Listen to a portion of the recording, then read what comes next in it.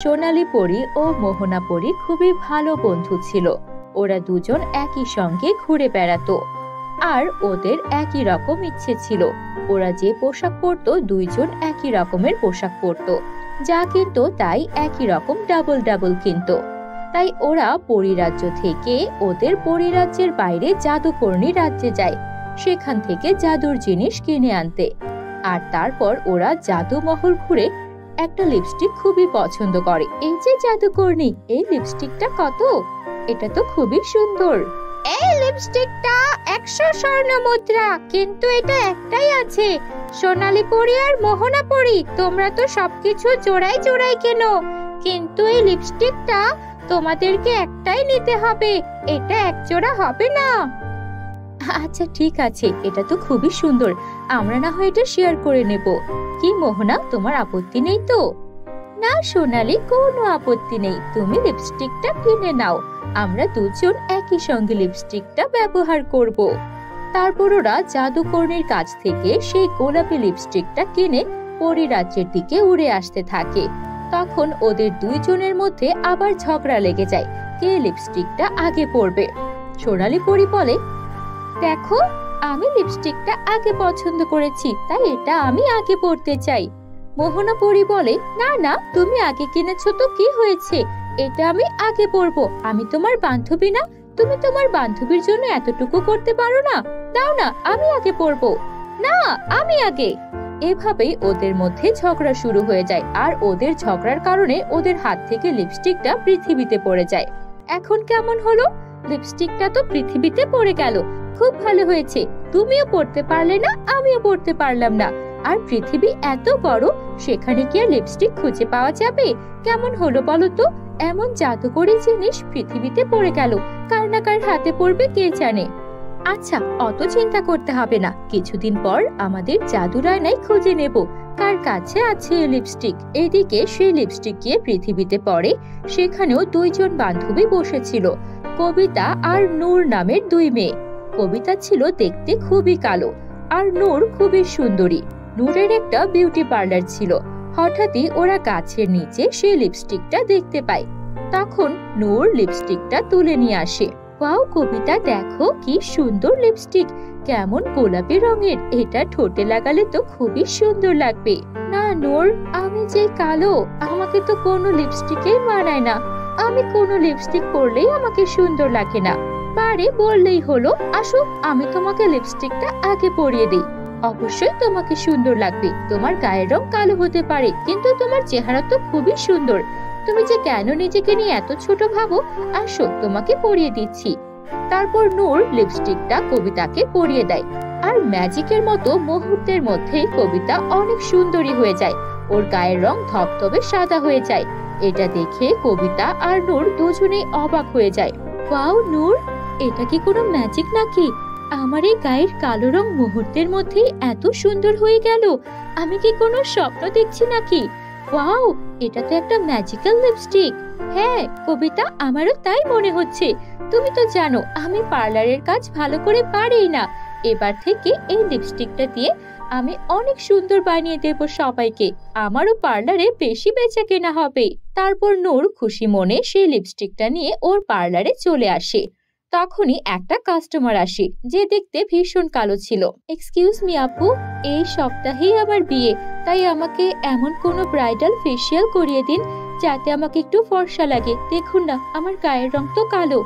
আরে আপু, no tension, আমার কাছে খুবই ভালো মেকআপ করার আইডিয়া আছে, আমি আপনাকে এমন ভাবে সুন্দর করে দেব যে আপনি নিজেকে চিনতেই পারবেন না, কিন্তু এটার জন্য আপনাকে অনেক বেশি টাকা দিতে হবে। আপনি যদি নিজেকে ফর্সা করতে চান তাহলে আমাকে 1 লক্ষ টাকা দিতে হবে, আর আমি আপনাকে ম্যাজিকের মতো ফর্সা করে দেব। 1 লক্ষ টাকা? আচ্ছা কোনো ব্যাপার না, আমি যদি সুন্দর হয়ে যাই আমার হাজবেন্ড আমাকে অনেক ভালোবাসবে। ঠিক আছে, আমি আপনাকে 1 লক্ষ টাকা দিয়ে দেব, আপনি আমাকে সুন্দর করে দিন। তারপর নূর সেই মেয়েটাকে শুয়ে কিছুক্ষণ ফেসিয়াল করায়, আর তারপর তার চোখ বন্ধ থাকা অবস্থায় ওই গোলাপি লিপস্টিকটা পরিয়ে দেয়। মেয়েটা অনেক সুন্দরী হয়ে যায়, আর এই খবর পুরো শহরে ছড়িয়ে পড়ে। একের পর এক নূরের পার্লারে মানুষজন মেকআপ করাতে আসতে থাকে। এদিকে মোহনা পরী আর সোনালী পরী তাদের পরীরাজ্যে গিয়ে জাদুর আয়নায় ওদের লিপস্টিকটা কোথায় পড়েছে বা কার হাতে পড়েছে সেটা দেখতে থাকে। তখন ওরা জাদুর আয়নায় দেখতে পায় এই লিপস্টিকটা নূর নামের একটা মেয়ের পার্লারে আছে, যেখানেও এই লিপস্টিক দিয়ে সবাইকে সুন্দর করে দিচ্ছে। তখন সোনালী পরী আর মোহনা পরী ঠিক করলো ওরা আর এক মুহূর্ত দেরি না করে পরীরাজ্য থেকে পৃথিবীতে চলে আসবে। তারপর ওরা পরীরাজ্য থেকে পার্লারে চলে এলো। এই কি, আপনারা তো পরী, আপনারা আমার পার্লারে কেন এসেছেন? কেন এসেছি? মেকআপ করাতে এসেছি। তুমি আমাদের মেকআপ করিয়ে দাও তো। নূর প্রথমে পরীদের মেকআপ করিয়ে দেওয়ার চেষ্টা করলো, কিন্তু ও মেকআপ করাতে গিয়ে দুইজনকে পেতনির মতো সাজিয়ে দিল। আসলে নূর কোনো রকম মেকআপ জানতো না, শুধু উল্টো পাল্টা মেকআপ করতো। এটা কি করলে তুমি? এটা কোনো মেকআপ হলো? আমাদের তো উল্টো কালো বানিয়ে দিলে। এটা কোন ধরনের মেকআপ? করতে পারো না তো করো কেন? আচ্ছা আচ্ছা, আপনারা রাগ করবেন না, আই এম সরি। এই নিন, আমি আপনাদেরকে এখনই সুন্দরী বানিয়ে দিচ্ছি। তারপর নূর ওর সেই গোলাপি লিপস্টিকটা বের করে দুই পরীর ঠোঁটে পরিয়ে দিল। সঙ্গে সঙ্গে পরীরা অনেক সুন্দরী হয়ে গেল। তখন সোনালী পরী বলল, নূর, সত্যি কথা বলো, এই লিপস্টিক তুমি কোথায় পেয়েছো? কারণ আমি জানি এটা তোমার লিপস্টিক নয়। আসলে আমি। হ্যাঁ হ্যাঁ বলো, ভয় পেও না, তুমি সত্যি কথা বলো। তারপর নূর বলল যে ও কিভাবে এই লিপস্টিকটা পেয়েছে, সব সত্যি পরীদের কাছে স্বীকার করলো। তখন সোনালী পরী বলল, দেখো, তুমি যেহেতু সত্যি কথা বলেছো, আমি তোমার কিছু করব না, কিন্তু তুমি তো প্রকৃতির বিরুদ্ধে কাজ করছো। প্রকৃতিতে সবাই কালো, সুন্দর, ফর্সা, শ্যামা সব মিলিয়ে তো মানুষ। আমরা যদি এভাবে প্রকৃতির বিরুদ্ধে কাউকে ফর্সা বানিয়ে দেই সেটা তো অন্যায়। আর তাই তুমি এভাবে সবাইকে সুন্দর বানাতে পারো না। তুমি মেকআপ করে মানুষকে সুন্দর বানাতে পারো, কিন্তু এই যে তুমি মেকআপ করাতে পারো না তারপরে সবাইকে মেকআপ করাও, এটা কি ঠিক? আগে তো তোমার শেখা উচিত। আর তাছাড়াও তুমি যে এত টাকা করে নিচ্ছ, 1,00,000 টাকা, এটা কি ঠিক? তোমার তো উচিত ছিল, তুমি যেহেতু জাদুর লিপস্টিক পেয়েছো, সবাইকে কম দামে মেকআপ করিয়ে দেওয়া। আচ্ছা ঠিক আছে পরে, এই নিন আপনাদের লিপস্টিক, আমি এটা আপনাদের ফিরিয়ে দিচ্ছি। বাহ, তুমি তো খুবই লক্ষ্মী মেয়ে। ঠিক আছে, তুমি যেহেতু আমাদের এই লিপস্টিকটা ফিরিয়ে দিয়েছো, এইটা রাখো। এটা হচ্ছে আমার জাদুর লাল লিপস্টিক। এটা তুমি কোনো কাস্টমারকে পরাবে না, নিজের ঠোঁটে লাগাবে। তাহলে তুমি এই শহরের সবচেয়ে ভালো মেকআপ আর্টিস্ট হয়ে যাবে। তারপর নূর ওর ঠোঁটে লাল লিপস্টিকটা লাগাতেই ও অনেক দক্ষ মেকআপ আর্টিস্ট হয়ে গেল। আর পরীরাও ওর কাছ থেকে চলে গেল। এরপর থেকে নূর নিজের দক্ষতায় অন্যদেরকে মেকআপ করিয়ে দিত আর নিজের মতো করে সুখে শান্তিতে জীবন কাটাতে থাকে। বন্ধুরা, আমাদের চ্যানেলে নতুন হয়ে থাকলে আমাদের চ্যানেলটিকে সাবস্ক্রাইব করে বেল আইকন অন করে দিও। কুসুমপুর গ্রামে অদিতি ও তার মা বাস করত। ওদের বাবার মৃত্যুর পর ওরা কোথায় যাবে তা ঠিক করে উঠতে পারে না, কেননা ওরা ওদের দাদা বাড়িতে গেলেও দাদা বাড়ি থেকে ওদেরকে বের করে দেওয়া হয়। কারণ অদিতির বাবার মৃত্যুর জন্য তার শ্বশুর বাড়ির সবাই অদিতির মাকে দোষারোপ করতে থাকেন, তাকে অপয়া অলক্ষী বলে গালাগাল দিতে থাকেন। তারপর অদিতির মা বাধ্য হয়ে সে তার ভাইয়ের বাড়িতে চলে আসেন আর দরজায় দাঁড়িয়ে ডাকাডাকি করতে থাকেন। ভাই, ভাবি, দরজাটা একটু খোলেন, আমি এসেছি, অদিতির মা, সুমি, একটু দরজাটা খোলেন। কি ব্যাপার সুমি? বন্ধুরা, তোমরা যারা গল্পটি দেখছো তোমাদের নাম কমেন্টে লিখে জানাও। তুমি এখানে কেন এসেছো? ভাবি, আমার স্বামী মারা গিয়েছে, তাই ভাবলাম আপনাদের এখানে এসে থাকি। জানেনই তো আমাদের থাকার কোনো জায়গা নেই। তোমার স্বামী মারা গেছে এটা শুনে খারাপ লাগলো, কিন্তু তুমি বাপু আমাদের বাড়িতে কেন এসেছো? তোমার শ্বশুর বাড়িতে না যাবে? আমি তো ওর দাদার বাড়িতে গিয়েছিলাম, কিন্তু আমাকে থাকতে দেয়নি। আমাকে নানা রকম অপবাদ দিয়েছে, তারা আমাকে ওই বাড়িতে রাখেনি। এখন যদি আপনাদের বাড়িতে জায়গা না দেন তাহলে তো আমার এই মেয়েটাকে নিয়ে যাওয়ার কোনো জায়গা থাকবে না। ভাবি, দোহাই লাগে আপনার, আমাকে আপনার বাড়িতে থাকতে দিন। শোনো, এটা তোমার ভাইয়ের বাড়ি, এই জন্য এটা ভেবো না যখন যা ইচ্ছা তাই করবে। এই বাড়িতে আমার অধিকার আছে। তোমার ভাই যতই বলুক না কেন, আমি তোমাদের এই বাড়িতে থাকতে দেব না। আমার সংসারে এমনিতেই অনেক খরচ, তার উপর মাথার উপর তোমাদের বসিয়ে রাখবো নাকি? তখনই সুমির ভাই সেখানে চলে আসে আর বলতে থাকে, কি হলো কি রাবেয়া, তুমি আমার বোনের সঙ্গে এমন আচরণ করছো কেন? ওর স্বামী মারা গেছে আর আমার ভাগ্নিটাও এতিম হয়ে গেছে। তুমি ওদেরকে কোথায় ঘরে তুলবে আর এভাবে বাইরে দাঁড়িয়ে দাঁড়িয়ে ওদের সঙ্গে খারাপ আচরণ করছো? একবার ভেবে দেখো তো, এটা যদি আমার সাথে হতো। তোমারও তো একটা মেয়ে আছে, নিজের আত্মীয়র সঙ্গে কেউ এরকম করে? শোনো, আমার মেয়ের সাথে যদি এরকম হয় তাহলে আমি আমার বাপের বাড়িতে গিয়েও থাকতে পারবো। সেখানে আমার নামে জমি আছে, তোমার বোনের নামে কিছু আছে। আর তার থেকেও বড় কথা, তোমার বাড়িতে আমার অবশ্যই জায়গা হবে, তোমার বোনের মতো নয়। আমার শ্বশুর বাড়ির লোকজন আমাকে যথেষ্ট ভালোবাসেন। আহা, এখন তর্ক করো না। সুমি, আয় ভেতরে আয়। দেখো, তোমার বোনকে যদি তুমি বাড়িতে তোলো তাহলে আমি বাড়ি ছেড়ে বেরিয়ে যাব। হয় তোমার বোন আর ভাগ্নি এই বাড়িতে থাকবে, নয়তো আমি থাকবো। আমি মাথার উপর এমন বোঝা চাপিয়ে চলতে পারবো না। এমনিতেও তুমি যে টাকা আয় করো সে টাকাতে সংসার চলে না। মেয়েটার স্কুলের খরচ, বাজার সদাই করো, আরো নানা রকম খরচ। আমরা তো কিছু টাকা ব্যাংক থেকে লোনও নিয়েছি, সেই টাকাও মাসে মাসে চোকাতে হয়। আমি কোনোভাবেই তোমার বোনকে এই বাড়িতে থাকতে দেব না। ভাবি, এমনটা করবেন না। আপনার বাড়িতে তো কাজের মেয়েরও দরকার হতে পারে, আমাদের না হয় কাজের মেয়ের জায়গাটাই দেবেন। আমি আপনার বাড়ির সব কাজ করে দেব, আপনাদের জমির যত দেখাশোনা সেগুলোও করে দেব। দয়া করে আমাদের তাড়িয়ে দেবেন না। এই বাড়ি ছাড়া যে আমার আর আমার মেয়ের যাওয়ার কোনো জায়গা নেই। আচ্ছা ঠিক আছে, এখানে বসে ফ্রি খেতে পারবে না। এখানে থাকতে হলে কাজ করে থাকতে হবে। আমার কিছু সবজির বাগান আছে, সেগুলোর দেখাশোনা করতে হবে, এই যেন মাথায় থাকে। হ্যাঁ হ্যাঁ ভাবি, এটা নিয়ে আপনাকে কোনো চিন্তা করতে হবে না, আমি সব দেখে শুনে রাখবো। এরপর অদিতির মা আর অদিতি মিলে ওর মামা বাড়িতেই থাকতে শুরু করে, আর সেখানে ওদের সবজি বাগানের সব সবজির দেখাশোনা করতে থাকে। ওদের লাউ, কুমড়ো, ঝিঙ্গে, করলা, নানা রকম সবজির বাগান ছিল। ওরা প্রতিদিন সেখানে কাজ করত। অদিতির মা অদিতিকে একটা সরকারি স্কুলে ভর্তি করিয়ে দেয়, যেন কোনো খরচ না হয়। সব মিলিয়ে ওদের দিন ভালোই যাচ্ছিল। অদিতির মামা বাড়িতে ওর একটা মামাতো বোন ছিল, ওর নাম ছিল পিঙ্কি। পিঙ্কি ওর মায়ের মতোই হিংসুটে আর বদমেজাজি ছিল। ও কখনোই অদিতির সঙ্গে ভালো আচরণ করত না। একদিন পিঙ্কি একা একা একটা গাছে উঠতে গিয়ে মাটিতে পড়ে যায় আর তার পায়ে ভীষণ ব্যথা পায়। তখনও কাঁদতে কাঁদতে গিয়ে ওর মায়ের কাছে অদিতির নামে মিথ্যা নালিশ করতে শুরু করে। মা দেখো, অদিতি আমাকে গাছ থেকে ফেলে দিয়েছে, আমাকে ব্যথা দিয়েছে। অদিতি অনেক খারাপ। আমি যখন ওকে বলেছি আমি গাছে উঠতে পারবো না, আমাকে জোর করে গাছে উঠিয়ে দিয়েছে। কি?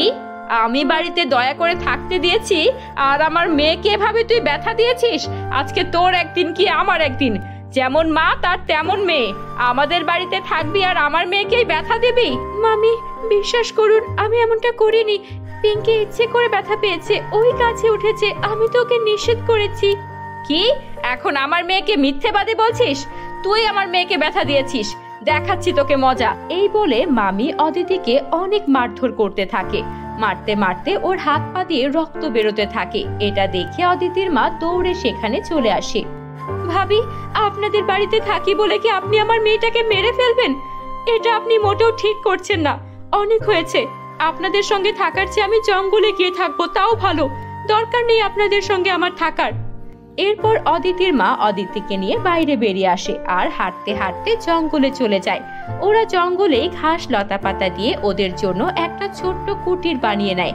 আর তারপর অদিতিকে খাওয়ানোর জন্য অদিতির মা কিছু ফলমূল খুঁজতে থাকে, কিন্তু পুরো জঙ্গল ঘুরেও কোনো ফলের গাছ দেখতে পায় না। হঠাৎই একটা অদ্ভুত জিনিস দেখে অদিতির মা সুমি সেখানে দাঁড়িয়ে পড়ে। আরে, এটা কি জিনিস? লাল লাউ, এটা তো কখনো দেখিনি। গাছের মধ্যে এমন লাল লাউ ঝুলছে। যাই হোক, মেয়েটার জন্য তো কোনো ফলমূল পেলাম না, বরং এই লাল লাউটা নিয়ে গিয়ে মেয়েটাকে একটু রান্না করে খাইয়ে দেই, মেয়েটার তো একটু ক্ষুধা মিটবে। এই ভেবে যেই না অদিতির মা সেই লাউটাকে ছিঁড়তে যাবে, অমনি লাউটা কথা বলতে শুরু করে। আমি হলাম জাদুর লাউ, তুমি আমাকে রান্না না করে আমাকে নিয়ে মাটিতে পুঁতে দাও, তাহলেই সেখান থেকে একটা গাছ বেরোবে, আর সেই গাছে ধরবে হাজার হাজার লাউ, আর সেই লাউগুলো আমার মতো লাল লাউ হবে। তুমি সেই লাল লাউ বিক্রি করে টাকা আয় করতে পারবে। আমার কথা বিশ্বাস না হলে একটু করেই দেখো না। অদিতির মা অবাক হয়ে যায়, কিন্তু সে লাউটার কথা বিশ্বাস করে আর লাউটাকে মাটিতে পুঁতে দেয়। সঙ্গে সঙ্গে সেখানে একটা গাছ প্রকট হয়ে যায়, আর সেই গাছে শত শত লাউ ধরে যায়। এটা দেখে অদিতির মায়ের যেন খুশির সীমা ছিল না। সে সেই লাউগুলো সেখান থেকে তুলে বাজারে বিক্রি করতে শুরু করে। ওই লাউ দেখে সবাই অবাক হয়ে যায়। সেই লাউগুলো দেখতেই সুন্দর ছিল না, শুধু খেতেও অনেক সুস্বাদু ছিল। যে একবার সেই লাউ কিনে নিয়ে খেত, সে বারবার অদিতিদের কাছে এসে সে লাউ কিনতে চাইতো। আর এভাবেই ওরা অনেক টাকার মালিক হয়ে গেল। একদিন মামি যখন এই ঘটনা জানতে পারলো, সে এলো অদিতিদের কাছ থেকে লাউ চুরি করার জন্য। কিন্তু সে যখনই লাউ স্পর্শ করলো, তখনই তার শরীরের ওপর এক এক করে বড় বড় লাউ পড়তে লাগলো, আর সে লাউয়ের ওপর ঢাকা পড়ে গেল। পরদিন সকালে যখন অদিতির মা আসলো আর তার ভাবিকে এভাবে লাউয়ের নিচে চাপা পড়তে দেখলো, তখন সে সবটা বুঝে গেল। ভাবি, আপনি নিশ্চয়ই আমার ক্ষতি করার জন্য এসেছিলেন। আমি না আসলে আপনি এভাবে লাউয়ের নিচেই চাপা পড়ে যেতেন। যা হয়েছে হয়েছে, আমি আপনাকে ক্ষমা করে দিয়েছি। চলে যান এখান থেকে। ভাবি সেখান থেকে চলে যায়। এরপর থেকে অদিতির মা আর অদিতি সুখে শান্তিতে জীবন কাটাতে থাকে। বন্ধুরা, গল্পটি ভালো লাগলে একটা লাইক করে দিও। আমাদের চ্যানেলে নতুন হয়ে থাকলে চ্যানেলটিকে সাবস্ক্রাইব করে বেল আইকন অন করে দিও। কুসুমতলা নামের একটা গ্রাম ছিল। সেই গ্রামে রুমি, সুমি ও টুম্পা নামের 3 বোন বাস করত। ওরা ওদের মায়ের সঙ্গে বাস করত। ওদের মা ছিল একজন দর্জি। তিনি সেলাইয়ের কাজ করে তার 3 মেয়ের ভরণ পোষণের দায়িত্ব নিয়েছিলেন। কারণ তার স্বামী একটা মাতাল লোক ছিল। সে শুধু বাড়িতে এসে ওদের মাকে মারধর করত, আর তারপর জোর করে তার জমানো টাকাগুলো নিয়ে যেত। এভাবে দিন যাচ্ছিল। সুমি, রুমি ও টুম্পার মায়ের নাম ছিল সুষমা। বন্ধুরা, তোমরা যারা গল্পটি দেখছো তোমাদের নাম কমেন্টে লিখে জানাও। সুষমা কঠোর পরিশ্রম করতেন দিনরাত। তার স্বপ্ন ছিল তার 3 মেয়ে পড়াশোনা করে অনেক বড় চাকরি করবে। এভাবেই দিন যাচ্ছিল। ওরা 3 বোন সকাল সকাল রেডি হয়ে ওদের স্কুলে চলে যায়। তখনই ওদের ছেঁড়া ফাটা পুরনো জামা দেখে ওদের ক্লাসের বন্ধু বান্ধবরা হাসাহাসি শুরু করে দেয়। তাদের মধ্যেই পিঙ্কি নামের একটা মেয়ে এসে হাসতে হাসতে বলে, দেখো দেখো, আমাদের ক্লাসের সবচেয়ে গরিব 3 মেয়ে হাজির হয়ে গেছে। এদেরকে লজ্জাও নেই এমন ছেঁড়া ফাটা পুরনো পোশাক পরে স্কুলে আসি। আমার যদি স্কুল ড্রেস এমন পুরনো আর ছেঁড়া হতো, আমি তো কখনো স্কুলেই আসতাম না। কিন্তু এদের তো একটুও লজ্জা নেই, কেমন পুরনো পোশাক পরে স্কুলে চলে আসে। আরে পুরনো পোশাক পরবে না তো কে করবে? ওদের বাবা তো একটা মাতাল, সারা রাত মদ খেয়ে আমাদের পুরো মহল্লা জুড়ে চিৎকার করে বেড়ায়। ওনার জন্য তো রাস্তায় মানুষজন বেরোতেও ভয় পায়। আর ওদের মা সামান্য একজন দর্জি, সে কি আর পারবে ওদেরকে নতুন নতুন জামা কাপড় কিনে দিতে? আমি এটাই বুঝি না, আমাদের মতো ধনী পরিবারের মেয়েরা যখন এই স্কুলে পড়ে, সেখানে ওদের মতো গরিব মেয়েদের কেন পড়তে দিয়েছে? আর জানিস না তুই পিঙ্কি, ওরা যে এত ভালো নাম্বার পায়, তাই তো ওরা স্কলারশিপ পায়, তাই তো এই স্কুলে ভর্তি হতে পেরেছে। জানি না ওরা কিভাবে এত ভালো নাম্বার পায়। এভাবে ওরা একে অন্যের সঙ্গে কথা বলছিল আর ওদের ছেঁড়া পুরনো কাপড় নিয়ে হাসাহাসি করছিল। এভাবেই দিন যাচ্ছিল।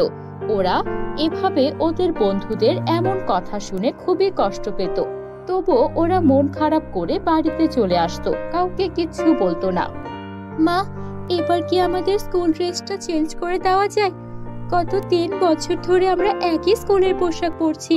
আমাদের ক্লাসমেটরা সবাই আমাদের এটা নিয়ে হাসাহাসি করে। আমার খুব খারাপ লাগে যখন আমাদের 3 বোনকেই ওরা এভাবে ছোট করে। এবার একটু দয়া করে আমাদের 3টা স্কুল ড্রেস বানিয়ে দিও মা। আমাদের বাড়তি কোনো কাপড় চোপড়ের দরকার নেই, শুধু নতুন 3টা স্কুল ড্রেসের দরকার। আচ্ছা ঠিক আছে রে মা, আমি তো জানি তোদের কত কষ্ট হয়, কিন্তু আমি বা কি করব? কিছু টাকা জমাই তোদের স্কুল ড্রেসের জন্য, কিন্তু সেটা আবার তোদের বাবা এসে আমাকে মারধর করে নিয়ে চলে যায়। আমাকে তোরা ক্ষমা করে দিস, আমি তোদের একটা সুন্দর জীবন দিতে পারিনি। না মা, তুমি আমাদের জন্য অনেক কষ্ট সহ্য করছো। আমাদের ওই মাতাল বাবার জন্যই আমাদের এত কষ্ট। এমন বাবা থাকার চেয়ে তো মরে যাওয়া ভালো। না না, হাজার হোক উনি তোদের বাবা হয়, তোদের বাবার সম্পর্কে এমন কথা বলিস না। নে, আমি তোদের জন্য আম দিয়ে ডাল রান্না করেছি, এটা দিয়ে ভাত মেখে খেয়ে যা। মা, রোজ রোজ এই আমের ডাল খেতে ভালো লাগে না। তুমি অন্য কোনো সবজি রান্না করতে পারো না? বাজারে জিনিসপত্রের যে দাম, অন্য কোনো সবজি ক্রয় করতে গেলে কত টাকা লাগবে তার হিসেব আছে? আমাদের গাছে আম ধরে, তাই তো কাঁচা পাকা আম দিয়ে যা পারি তোদের বানিয়ে খাওয়াই। কিন্তু মা, তুমি কি এটা খেয়াল করেছো? এখন তো আমের সিজন না, আমটা আরো পরে হবে, কিন্তু আমাদের গাছ ভর্তি 12 মাসই আম থাকে, এমনটা কেন হয়? সেটা তো আমি বলতে পারবো না। অনেক বছর আগে এক ঋষি বাবা আমাকে এই গাছটা দিয়েছিলেন। আমি ওই ঋষি বাবাকে পানি খাইয়েছিলাম, উনি বিনিময়ে আমাকে এই আমের চারাটা দিয়েছিলেন। এরপর থেকে আমি এই আম গাছটার একটু একটু করে যত্ন নিয়েছি। তারপর দেখলাম এই আম গাছে 12 মাসই আম ধরে। এই আম গাছটার জন্য আমাদের খাওয়ার চাহিদাটা একটু হলেও পূরণ হয়। আম বিক্রি করেও 2 টাকা আসে। হ্যাঁ মা, তুমি ঠিক বলেছো। তারপর ওদের মা আবারও সেলাই মেশিনে কাজ করতে থাকে। তিনি বেশ বড় একটা অর্ডার পেয়েছিলেন, দামি কিছু কাপড়ের জামা সেলাই করছিলেন। কিন্তু তখনই তার মাতাল স্বামী চলে আসে। এই সুষমা, আমাকে এখনই 2000 টাকা দে, আমার মদ শেষ হয়ে গেছে, তাড়াতাড়ি দে বলছি। না না, এবার আমি তোমাকে কোনো টাকা দেব না। এই টাকা আমি আমার মেয়েদের স্কুল ড্রেস কেনার জন্য জমাচ্ছি। ওদের স্কুল ড্রেস ছিঁড়ে পুরনো হয়ে গেছে। এবার আমি তোমাকে কোনো টাকা দেব না। বেরিয়ে যাও বাড়ি থেকে, বেরিয়ে যাও। তোমার জন্য আমার মেয়েদের এত কষ্ট পেতে হয়। কি মুখে মুখে এত তর্ক? দাঁড়া, তোর এই কাপড় চোপড়ি আমি নষ্ট করে দেব। এই বলে ওদের মাতাল বাবা তার হাতে থাকা মদের বোতল থেকে মদ ঢেলে দেয় ওই দামি জামা কাপড়গুলোর উপরে। কাপড় চোপড়গুলো একদম নষ্ট হয়ে যায়। তারপর সে সেখান থেকে চলে যায়। কাপড় চোপড়গুলো এত দামি ছিল যেটার ক্ষতিপূরণ দেয়া ওদের মায়ের পক্ষে কখনোই সম্ভব ছিল না। এমন অবস্থায় তিনি একদম ভেঙে পড়েন আর সেই আম গাছটার নিচে গিয়ে কান্না করতে থাকেন। আমি অনেক চেষ্টা করেছি, অনেক লড়াই করেছি, ভেবেছি আমার 3 মেয়েকে যেভাবেই হোক মানুষ করব, কিন্তু আমার মনে হয় না আমি ওদের মানুষ করতে পারবো। আমি যে হেরে যাচ্ছি, এমন হলে আমি কিভাবে ওদের মানুষ করব? আমার জীবনটা যে এভাবে শেষ হয়ে গেল। আমার ওই মাতাল স্বামী আজকে এই কাপড়গুলো নষ্ট করে দিয়েছে। ওই কাপড়ের ক্ষতিপূরণ দিতে গেলে এই বাড়ি ভিটে জমিটুকুও যে চলে যাবে। এর চেয়ে আমি বরং মরে যাই, সেটাই ভালো হবে। তখনই সেই গাছ থেকে আওয়াজ আসতে শুরু করে। সুষমা, তুমি এভাবে ভেঙে পড়ো না। আমি দেখেছি তুমি হাজার কষ্টেও লড়াই করে গেছো, 3 রাত পরিশ্রম করে গেছো তোমার সন্তানদের জন্য, আর তোমার অত্যাচারী স্বামীর সব অত্যাচারও সহ্য করেছো। আসলে আমি একটা জাদুর আমের গাছ, তাই তো আমার কাছে 12 মাস আম ধরতো। কে কে কথা বলছো? আমি কেন দেখতে পাচ্ছি না? কোথায় তুমি? কে কথা বলছো? এই তো আমি জাদুর আমের গাছ, আমি কথা বলছি। এই নাও, এখানে জাদুর 3টা আমের লেহেঙ্গা আছে। এই আমের লেহেঙ্গা তোমার সব ইচ্ছা পূরণ করবে, সব সমস্যা দূর করবে। তারপর সুষমা সেখান থেকে জাদুর 3 আমের লেহেঙ্গা নিয়ে আসে আর তার 3 মেয়েকে পরিয়ে দেয়। তারপর বলে, জাদুর আমের লেহেঙ্গা, আমার এই জামাগুলো যেগুলো আমার স্বামী নষ্ট করে দিয়ে গেছে, এগুলো ঠিক করে দাও। সঙ্গে সঙ্গে সেই কাপড়গুলো একদম আগের মতো নতুন হয়ে যায়, একটুও দাগ থাকে না। তারপর সুষমা সেই জামাগুলোকে তৈরি করে সেই জামার মালিকের কাছে দিয়ে আসে আর বেশ টাকা আয় করে। তারপর সেই জাদুর 3 আমের লেহেঙ্গার কাছ থেকে বেশ কিছু কাপড় চেয়ে নেয় আর সেগুলো দিয়ে রং বেরঙের ডিজাইনার লেহেঙ্গা, 3 পিস শাড়ি বানিয়ে সেগুলো বিক্রি করতে থাকে। এভাবে ধীরে ধীরে সুষমা একটা বড় দোকানের মালিক হয়ে যায় আর তার 3 মেয়েকে নিয়ে সুখে শান্তিতে আনন্দে দিন কাটাতে থাকে। বন্ধুরা, গল্পটি তোমাদের কাছে কেমন লেগেছে কমেন্টে লিখে জানাও। ভালো লাগলে একটা লাইক করে দিও।